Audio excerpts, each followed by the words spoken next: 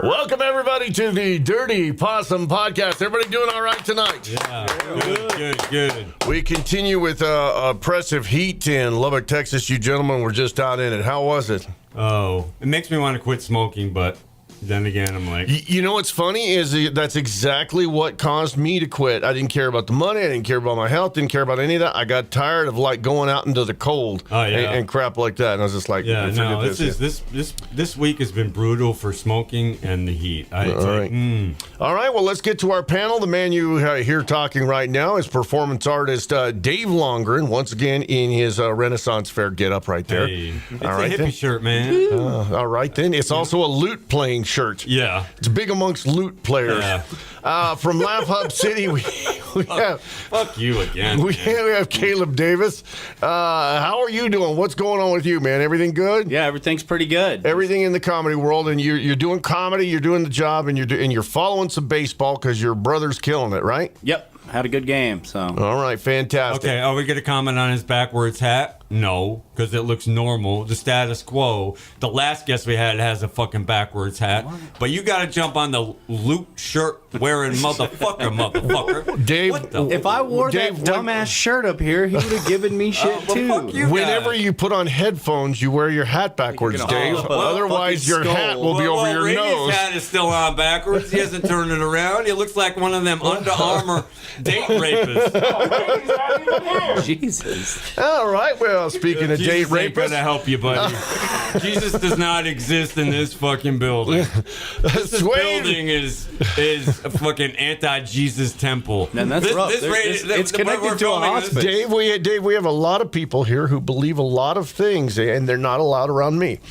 Swayde Roberts is our guest this week. Hello. How's it going? Now, I've been saying Swayde this whole time, and everybody's acting like that's a weird thing, but you do have a big Caucasian thing going right now, but I guess it's more Irish. Is it Irish? Yeah, I'm Irish. Yeah. Now, what percentage Irish? Are you like that 12% Irish, or are you at least 50%? At least 50. I don't know for sure. Not really sure. So you could be fucking Israeli.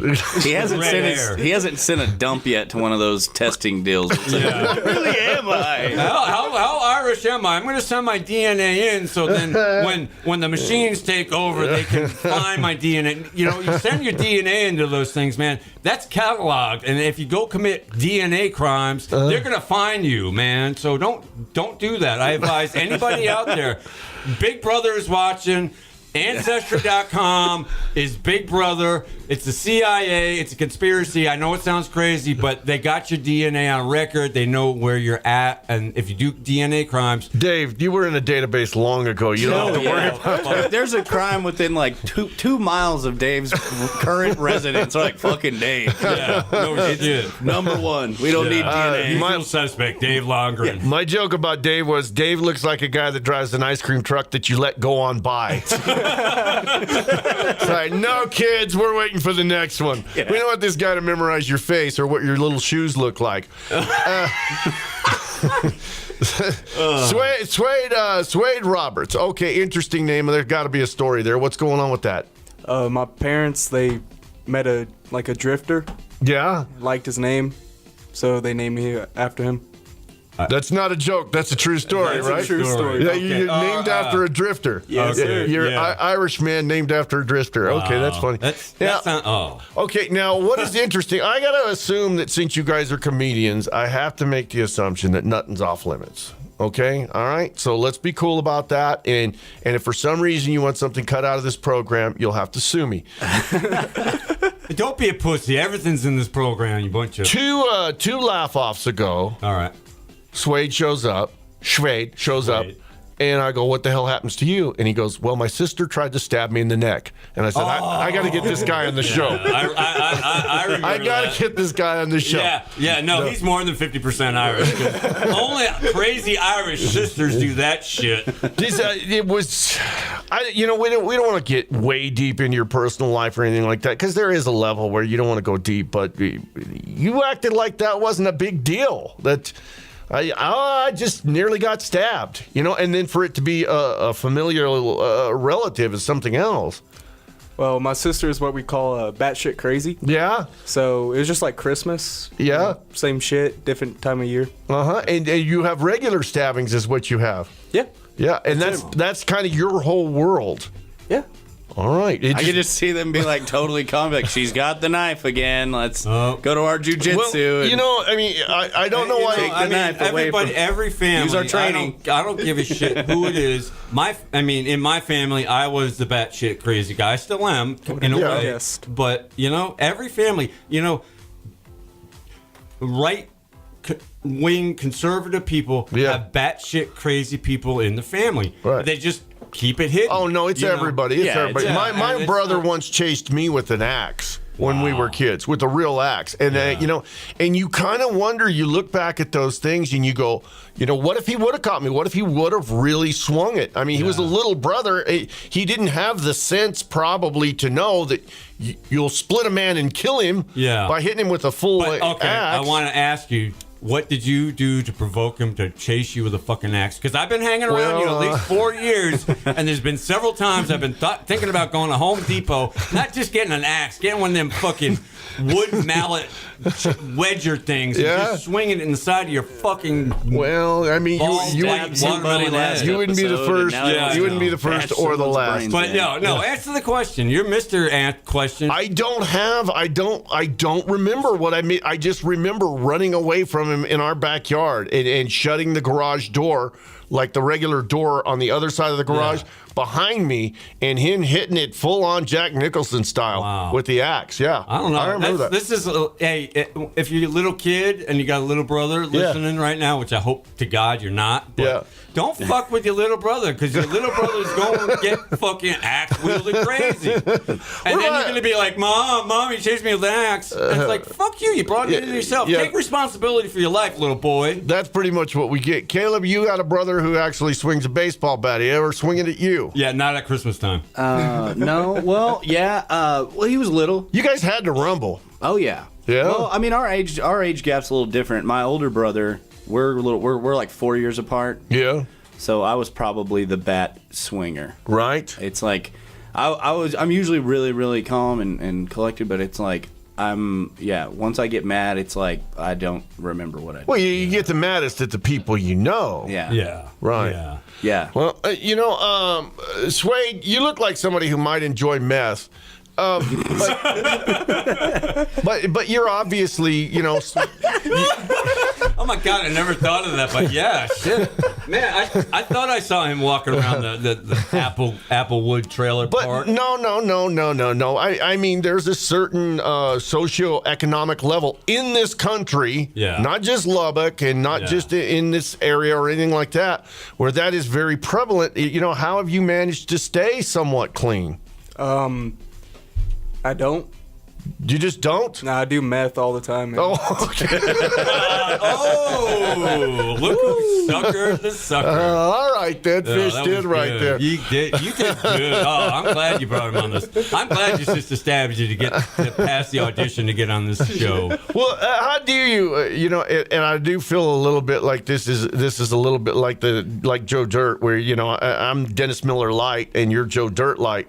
How do you keep on keeping on when you wake up the next morning and you got stab wounds in your neck? I mean, do you just go, whoa, shit, I can't believe that happened, and just move forward, or does it work on you, or what? I just think it's another day. Just keep on going. It's just amazing. Life's a garden, man. You gotta dig it. This kid is incredible. Which brings me on my next question, also from the movie. Okay, guys, I think that this is probably I find this concept pretty interesting. Fireworks were at one time the height of Asian culture. I think we can all agree with that. Yeah. And right now, they're probably the most white trash thing in the world. Oh, yeah. Who's got a good fireworks story? Anybody got a good one? I had a feeling. When I was 12 years old, my oldest brother, he told me to stand still and look the other way. That's what Dave tells his dates. Next thing I know, he has He was shooting Roman candles at me. Yeah. I look over, he had like 4 in 2 of his hands, just firing them in my face. I've never been actually hit with one of those. What do they feel like? Do they actually make contact enough to burn you, or they just bounce off you? They just bounce off. Oh, okay. So it's not as bad unless you get one in the eye or something like that. As bad as you think. Why I wear glasses. Yeah. What about you, Caleb? Any fireworks stories? Yeah. You strike me as a guy that's been around a bunch of guys that's had a bunch of beers and a bunch of fireworks and shit happened.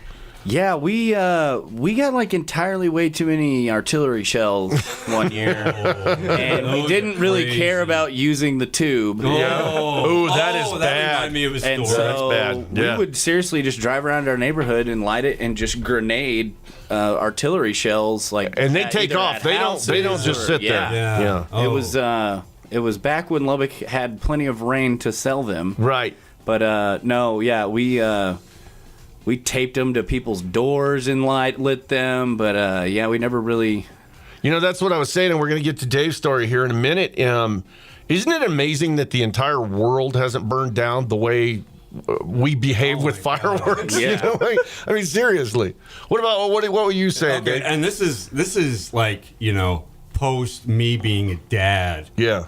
And it was I was at somebody's house. It was just me and this dude, and I think it was like New Year's Eve. I don't know. It was one of those. Been drinking. Hey, I got this one of those, whatever, the mortar tube. Yeah. Yeah. It's one of those artillery shells. But I don't have a mortar for it, and I found like a fucking paper towel roll. And I said, "This will work." You know, that doesn't have structural integrity. Yeah, I know. Well, yeah, but structural integrity concepts. You don't think about diminish that. when you drink tequila. Right, So, yeah. So I put it in there and lit the thing and ran away, and then it just the toilet paper roll, paper towel roll, whatever it was, just kind of fell over, and then it just went boom. I was like on the ground playing.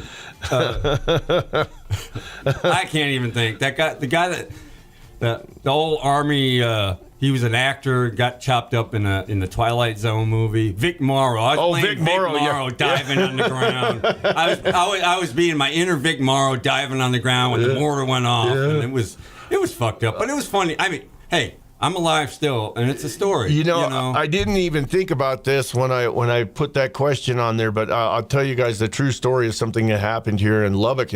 And you guys know the story of the Texas Water Rampage explosion? Have you guys not seen that? We actually used to have a picture of it on the wall here, and we don't anymore. But we used to do one of those synchronized fireworks displays out there. And what's funny is these synchronized fireworks displays are actually much more low-tech than what you think. Basically, you play the soundtrack 3 seconds ahead for the guy lighting the fireworks to the 3 seconds where the audience hears it. So if he hears a boom in a song, that's right when he lights the fireworks, and it tends to coordinate. So we go back behind Texas Water Rampage, and we got all these moving blankets. All these moving blankets are back there, and they've got all the artillery shells just laid out, just balls with stuff in there. And this guy had been drinking, and he was lighting these with a flare, and he was just carrying them around with the flare.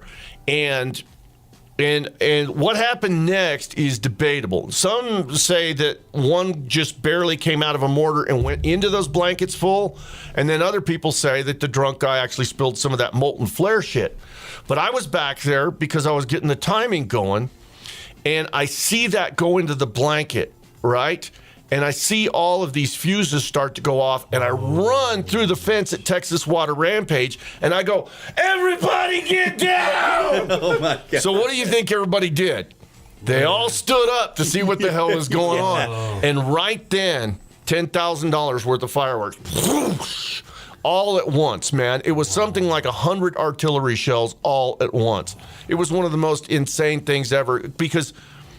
I don't know exactly how fireworks work, you know what I mean? But it seems like something that would just blow everybody up and kill everybody dead. But yeah, we actually have a picture of them going off all at once. It was incredible. for time So reference, it didn't when was work? this? This was late to mid '80s, somewhere around there. It was quite a while ago. So y'all tried to put all of us out of our misery that is Texas Water Rampage, and it didn't work. Yeah. We got a nice freeway, all the nice shit over there on West Lubbock, and now you still see this shitty fucking slide that your brother took a shit in the kiddie pool over there. I took a shit in the kiddie pool last year. Doesn't surprise me. $15 to get in. Wait, did you know the guy lighting the molten flare? Was he an uncle? That was my Swayde. dad. That was Uncle Swayde. That was Uncle Swayde Roberts III. So, Swayde, all of us have days where we rise a little bit above our station. You know what I mean? I know you've had a little rough go of it with family and everything. You ever had any really, really good days you'd like to talk about? I mean, what I see is most days are great. Yeah. The way you look at them, sister stabs you in the neck. That Right. sucks, but then it was a pretty day outside, so that's good. Hey, this guy is Joe Dirt. Yeah. I just keep on keeping on. Life's a garden. Dig it. There you go. Awesome stuff. All right, Caleb Davis, tell us where we can find everybody from Laugh Hub City. You can find us on Facebook, Laugh Hub City. Type that into the search bar. We'll post all of our shows on there. But we've got a show at the Rico Room on Tuesdays. Right. Lantern on Wednesdays. We're at Nick's Sporting on Thursdays. Nick's Sporting. Nick's Sporting. Yeah. Nick's Sporting Sports good. bar. Yeah. Sports bar. Fuck. Two times in a row he fucks it up. Nick's There's gonna be sporting pissed. going on there. Yeah. People doing the sports. Yeah. World of Beer show, and then also at Bar PM. All right then, and we got quite a crew too. What are you? How big would you say the usual crew is these days?